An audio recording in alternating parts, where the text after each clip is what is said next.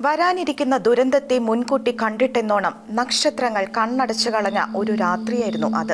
തന്മൂലം പതിവിലും ഇരുട്ടുള്ള കനത്ത രാത്രിയും. 1957 ഡിസംബർ 15 ആ ദിവസം. അന്ന് രാത്രി വാതിൽക്കൽ മുട്ടുകേട്ട് ഫാദർ ജാനസ് ബ്രെണർ എണീറ്റ് ചെന്ന വാതിൽ തുറന്നു. തന്റെ തന്നെ അൾത്താര ബാലനായിരുന്നു അദ്ദേഹത്തിന്റെ മുൻപിൽ ഉണ്ടായിരുന്നത്. അവൻ അദ്ദേഹത്തോട് പറഞ്ഞത് ഇതായിരുന്നു: തന്റെ ഗ്രാമത്തിൽ ഒരാൾ മരണാസന്നനായി കഴിയുന്നു. അയാൾക്ക് അന്ത്യകൂദാശ നൽകണം.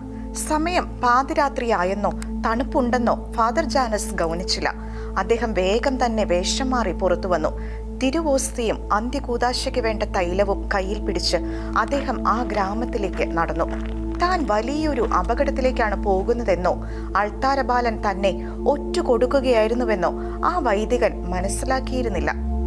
രോഗിയുടെ വീടിന് അടുക്കലെത്താറായപ്പോഴേക്കും ഇരുട്ടിന്റെ മറവിൽ നിന്ന് ഏതാനും പേർ അദ്ദേഹത്തിന്റെ മേൽ ചാടി വീണു. അവർ അദ്ദേഹത്തെ അടിക്കുകയും കുത്തുകയും ചെയ്തു. ഒന്നും രണ്ടുമല്ല, 32 കുത്തുകളാണ് ആ ശരീരത്തിൽ പതിഞ്ഞത്. പിന്നീട് അക്രമികൾ അദ്ദേഹത്തെ കിടങ്ങിലേക്ക് വലിച്ചെറിഞ്ഞു. പിറ്റേന്ന് അദ്ദേഹത്തിന്റെ ജീവനറ്റ ശരീരമാണ് കണ്ടെത്തിയത്.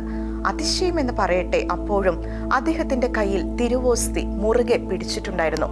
എത്രയധികം ആക്രമണങ്ങളും മാരകമായ മുറിവുകളും ശരീരത്തിൽ ഏറ്റുവാങ്ങിയപ്പോഴും തന്റെ യേശുനാഥനെ അക്രമികൾക്ക് വിട്ടുകൊടുക്കാനോ മലിനമാക്കാനോ തയ്യാറാകാതെ അദ്ദേഹം അത് കൈക്കുള്ളിൽ ഭദ്രമായി സൂക്ഷിക്കുകയായിരുന്നു.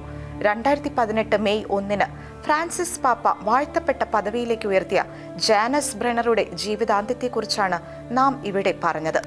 ഇത്രയധികം ക്രൂരമായി കൊല്ലപ്പെടാൻ അദ്ദേഹം എന്തു കുറ്റമാണ് ചെയ്തത്? ഇനി അത് പറയാം. 1931 ഡിസംബർ 27 ഹംഗറിയിലെ വാസ് കൗണ്ടിയിലായിരുന്നു ജാനസിന്റെ ജനനം. 2 സഹോദരന്മാരാണ് അദ്ദേഹത്തിനുണ്ടായിരുന്നത്.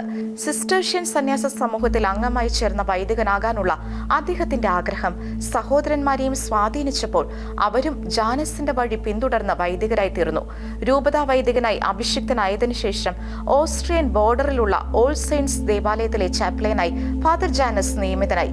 അദ്ദേഹത്തിന്റെ ആത്മീയ ശുശ്രൂഷയ്ക്കായി ഏൽപ്പിക്കപ്പെട്ടത് സമീപ പ്രദേശങ്ങളിലെ 3 ഗ്രാമങ്ങളായിരുന്നു. അദ്ദേഹം തനിക്ക് ഏൽപ്പിച്ചു തന്നിരിക്കുന്ന അജഗണങ്ങളെ ഏറ്റവും സ്നേഹത്തോടെ സ്വീകരിക്കുകയും അവരുടെ ആത്മീയ കാര്യങ്ങളിൽ വ്യാപൃതനാവുകയും ചെയ്തു. ഹംഗറിയിൽ കമ്മ്യൂണിസ്റ്റ് സർക്കാർ അധികാരവാഴ്ച തുടർന്നുകൊണ്ടിരിക്കുന്ന സമയമായിരുന്നു അത്. എല്ലാ തരത്തിലുള്ള മതാചാരങ്ങൾക്കും വിലക്കുകൾ ഏർപ്പെടുത്തിയിരുന്ന സമയം. കമ്മ്യൂണിസ്റ്റ് ആശയങ്ങൾ കൊണ്ട് യുവാക്കളെ വലയിലാക്കിയിരുന്ന കാലം.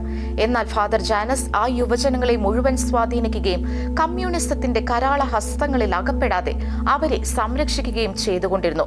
ഇത് കമ്മ്യൂണിസ്റ്റ് സർക്കാരിനെ ചൊടിപ്പിച്ചു.